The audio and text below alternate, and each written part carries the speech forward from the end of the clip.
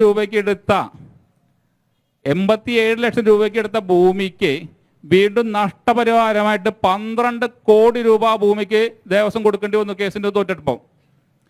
ഇതുപോലെ ഈ ക്ഷേത്രത്തിന് കിലോമീറ്റർ അകലെയുള്ള ഓരോ ഭൂമി എടുത്ത സമയത്ത് ഇതുപോലെ കോടിക്കണക്കിന് രൂപ നഷ്ടപരിഹാരമായിട്ട് ദേവസ്വത്തിന് കൊടുക്കേണ്ടി വന്നിട്ടുണ്ട്. ഇതിന്റെ ഏറ്റവും അവസാനത്തെ ഉദാഹരണം റെയിൽവേ അടിപ്പാത തിരുവനന്തപുരത്തെ ജനങ്ങൾ മുഴുവനും അടിപ്പാത വേണം എന്ന് പറഞ്ഞ സമയത്ത് മുനിസിപ്പാലിറ്റി ദേവസ്വത്തിനോട് ആവശ്യപ്പെടുകയാണ് ഉടമസ്ഥാവകാശം ദേവസ്വത്തിൽ നിലനിർത്തിയിട്ട് 6 സെന്റ് സ്ഥലം ഈ അടിപ്പാതയ്ക്ക് വേണ്ടി വിട്ടുകൊടുക്കാൻ, അതും സൗജന്യമായിട്ട്.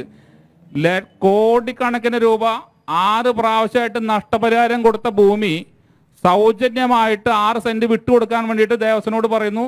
ദേവസ്വം yes sir എന്ന് പറയുന്നു, വിട്ടുകൊടുക്കാൻ തീരുമാനമാവണു.